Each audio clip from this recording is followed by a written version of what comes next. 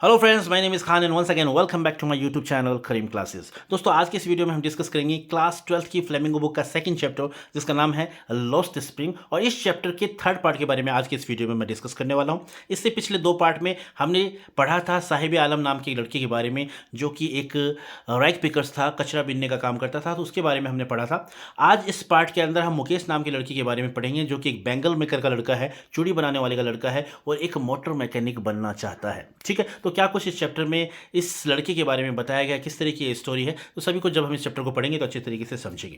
तो चलिए शुरू करते हैं बिना देरी के आज के इस वीडियो को।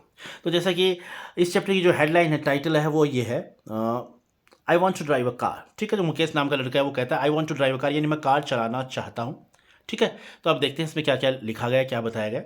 Mukesh insist on being his own master, यानी मुकेश नाम का ये लड़का है जोर देता है अपनी खुद के स्वामी बनने पे, ये जोर देता है, खुद का मालिक बनने पे जोर देता है। I will be a motor mechanic, he announces. Do you know anything about cars, I ask.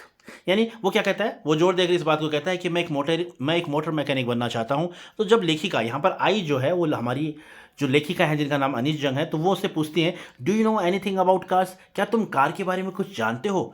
I will learn to drive a car, he answers. तो वो कहता है कि मैं कार चलाना सीख लूंगा, यानी वो जवाब क्या देता है, मैं कार चलाना सीख लूंगा। Looking straight into my eyes, यानी एकदम मेरी आंखों में देखते हुए वो कहता है कि मैं कार चलाना सीख लूंगा। His dream looms like a mirage amidst the dust of a street that fill his town Firozabad, famous for its bangles।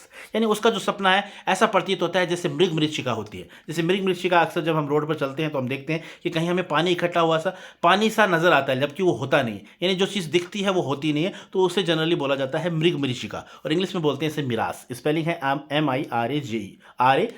ठीक है, तो ये उसका जो सपना है एक तरह से मृग मरीचिका की भांति मुझे नजर आता है। कौन कहती है ये बात, लेखिका कहती है, जिनका नाम अनीश जंग है। ठीक है, every other family in Firozabad is engaged in making bangles. अब वो बताते हैं कि हर दूसरा परिवार फिरोजाबाद में क्या काम करता है, चूड़ियां बनाने का काम करता है। यानी हर दूसरा परिवार फिरोजाबाद में चूड़ियां बनाने के काम में व्यस्त है। It is the centre of India's glass blowing industry where families have spent generations working around furnaces, welding, glass, making bangles for all the women in the land it seems।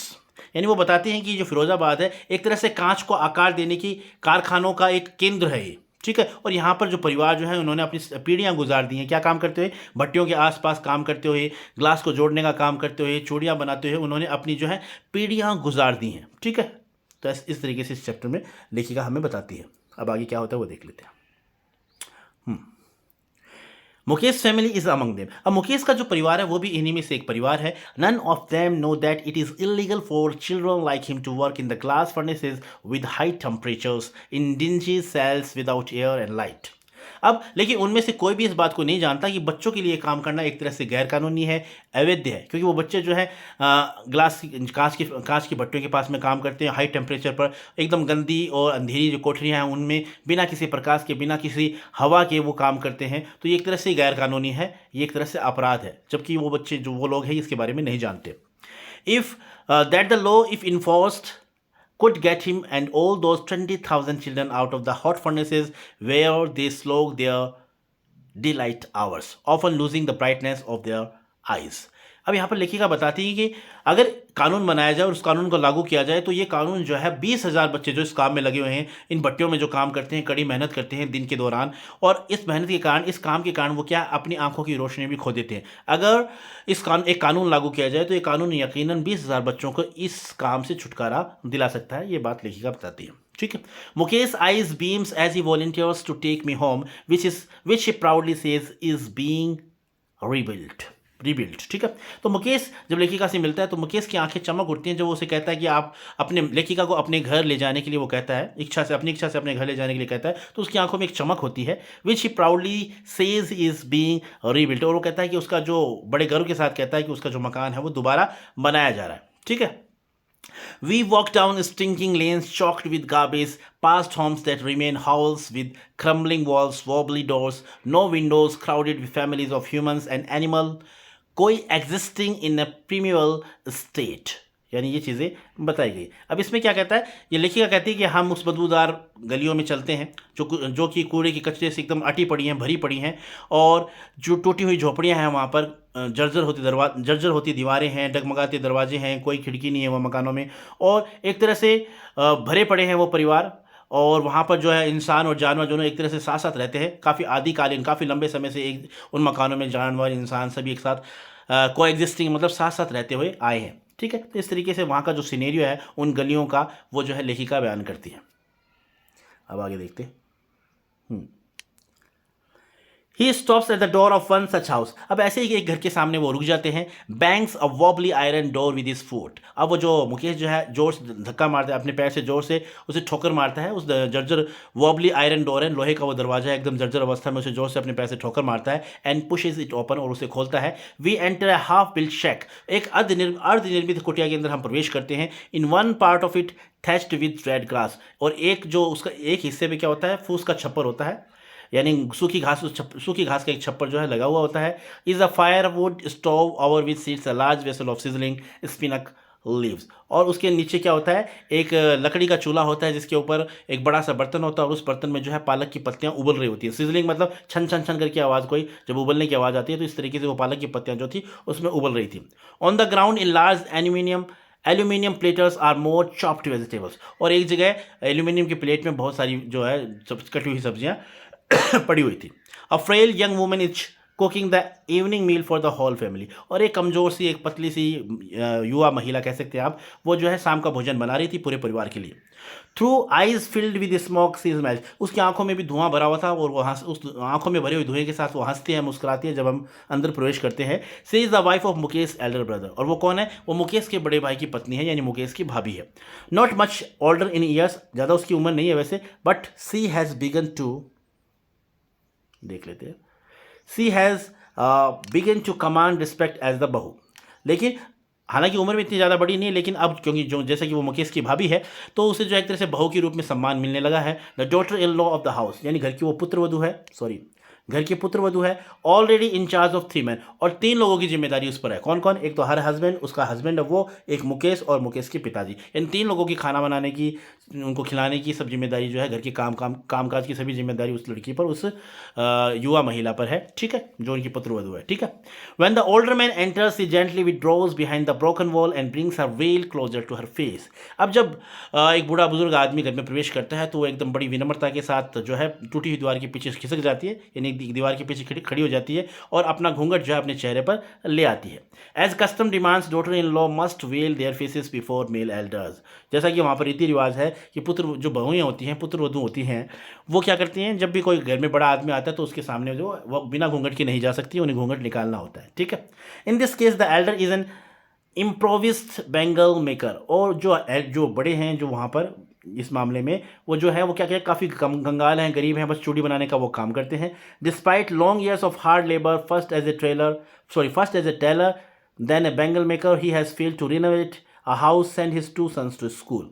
अब लंबे समय तक काफ़ी कठोर परिश्रम करने के बावजूद, पहले तो उन्होंने टेलर, यानी उस घर का जो मेन मुखिया था, उसने क्या काम किया था, पहले तो टेलर के रूप में वो काम करते थे, बाद में उन्होंने चूड़ी बनाने का काम किया, लेकिन वो अभी तक इतना कुछ करने के बाद में भी अपने घर को दोबारा रिनोवेट नहीं करा पाए, दोबारा उनकी मरम्मत नहीं करा पाए, और सेंड हिज 2 sons, और अपने ना ही अपने 2 बच्चों को स्कूल भेज पाए। All he has manage to do is teach them what he knows the art of making bangles, बस यानी अपनी पूरी ज़िंदगी में इतना कठोर परिश्रम करने के बावजूद भी जो वो मैनेज कर पाए वो यही था कि वो अपने बच्चों को क्या सिखा सके, the art of making bangles, यानी चूड़ी बनाने की कला ही बता सका। इसके अलावा वो ना तो घर की मरम्मत करा सका, ना ही अपने बच्चों को स्कूल भेज सका। ठीक है, यानी जो घर का मुखिया था उसके बारे में ये बता रही है लेखिका। ठीक है, अब आगे देखिए आगे क्या होता है। It is his calm his destiny says Mukesh grand mother. अब मुकेश की दादी जो कहती है ये तो हमारा ये कर्म है, ये हमारा भाग्य है। Who has watched her on husband go blind with the dust from polishing the glass of bangles, यानी वो उसकी दादी वो भी बताते हैं कि मेरे हस्बैंड भी इसी, मेरा हस्बैंड जो है यानी मुकेश के जो दादाजी हैं वो भी यही काम करते थे, और वो कहते हैं कि उन्होंने भी अपनी आंखों की रोशनी जो है इसी काम को करते करते खो दी थी। तो एक तरह से वो अपना भाग्य समझती हैं इसे। ठीक है। Can a God given lineage ever be broken, या भगवान, वो कहते हैं कि क्या भगवान द्वारा दी गई इस वंश परंपरा को तोड़ा जा सकता है। मतलब वो एक तरह से कहते हैं कि ये तो भगवान की द्वारा दी हुई एक तरह से हमें भगवान की द्वारा दिया गया एक तरह से वरदान कह सकते हैं आप। एक वंश परंपरा जो है भगवान द्वारा दी गई है और इसे ब्रोकन नहीं किया जा सकता, इसे तोड़ा नहीं जा सकता। सी इम्प्लाइज, यानी जो वह बात करती है उसमें यही अर्थ छिपा होता है। ठीक है, यानी इस चीज़ को वो एक तरह से भाग्य मानकर बैठे हैं। Born in the caste of bangle makers they have seen nothing but bangles in the house, यानी एक बेंगल मेकर की जाति में पैदा होने के कारण दे हैव सीन नथिंग, उन्होंने कुछ नहीं देखा, बेंगल इन द हाउस यानी चूड़ियों के अलावा घर में कुछ भी नहीं देखा उन्होंने, in the yard, in every other house, every other yard, every street in Firozabad, चाहे फिरोजाबाद की कोई भी गली हो, कोई भी आंगन हो, कोई भी घर हो, हर जगह सिर्फ और सिर्फ और सिर्फ चूड़ियाँ ही नजर आती हैं। Spirals of bangles, sunny gold, paddy green, royal blue, pink, purple, bank colour born out of the 7 colors of rainbow lie in mounds in unkempt yard are piled on four-wheeled handcarts pushed by young men along the narrow lanes of the shanty town। यानी वो आगे क्या कहती है, यानी स्पिरल्स of Bengal Sunny gold, यानी चूड़ियों का जो है बंडल, सुनहरे रंग की, हरे रंग की, रॉयल ब्लू नीले रंग की, पिंक गुलाबी रंग की, पर्पल बैंगनी कलर की, यानी कुल मिलाकर ऑलमोस्ट सभी कलर की, यानी इंद्रधनुष में जितने भी कलर होते हैं सभी कलर की चूड़ियों का ढेर जो है बिखरा हुआ वहाँ पर आंगन में पड़ा रहता है। और उस ढेर को क्या कहते हैं, 4 व्हील्ड हैंडक्राफ्ट, यानी 4 पहियों वाली गाड़ी पर पुश्ड बाय यंग मैन, युवा लोगों के द्वारा उसे धकेल कर संकड़ी गलियों में, झोंपड़ी वाले कस्बों के अंदर ले जाया जाता है।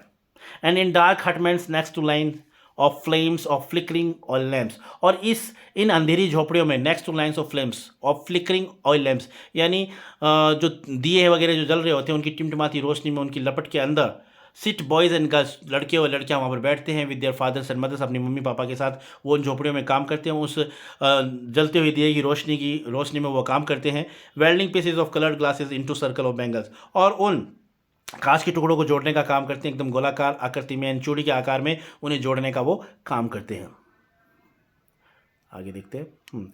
There eyes are more adjusted to the dark than to the light outside, और एक तरह से वो आदी हो गए, यानी उस अंधेरे के आदी हो गए, उनकी आंखें जो है उन बाहर की रोशनी के बजाय उस अंदर के अंधेरे की वो आदी हो गई हैं। That is why they often end up losing their eyesight before they become adults, और यही कारण है कि वो जल्द ही अपनी आई साइट यानी आंखों की दृष्टि जो है खो देते हैं, यानी इससे पहले कि वो युवा अवस्था में प्रवेश करते हैं उससे पहले ही वो जो है वयस्क होते हैं, उससे पहले ही वो अपनी जो है आई साइट है वो अपनी आंखों की रोशनी जो है वो खो देते हैं। तो इस तरीके से इस काम में लगे हुए, बेंगल मेकिंग के काम में लगे हुए वहाँ पे लोग, अंधेरे में उनको काम करना पड़ता है, दिए की रोशनी में, दिन भर अंधेरे में रहते हैं, ना कोई हवा ना कोई रोशनी, तो इस चक्कर से लगातार उस चीज़ में काम करने से आंखों की रोशनी पर काफ़ी प्रभाव पड़ता है। और लेकिन जो मुकेश और मुकेश का पूरा परिवार जो है इस चीज़ को एक तरह से भाग्य मान बैठा है, वो यही समझते हैं कि भगवान की द्वारा दी गई ये कि वंश परंपरा है, देन है, और इसे एक तरह से भाग्य मान बैठे हैं, और इसमें आप कोई किसी तरह का बदलाव वो नहीं समझते कि इसमें किसी तरह का बदलाव अब हो सकता है, एक तरह से अपना भाग्य मान बैठे। तो ये था इस चैप्टर में बताया गया था। अब इसका एक पार्ट हो रहा है, उस चौथे पार्ट में हम इस चैप्टर को पूरा कंप्लीट कर लेंगे, और उसके बाद में इस चैप्टर से रिलेटेड जो मोस्ट इंपॉर्टेंट क्वेश्चन है वो मैं आपके साथ डिस्कस करूंगा। So this is all about the video. I hope you like this video, and if you did, please give it a like and share with your friends and siblings who are specially in 12th class. Once again, thank you so much for watching this video till the very end. See you soon in next video. Till then, take care of yourself. Keep watching, keep growing, keep learning, keep smiling. Once again, thank you. Have a nice day.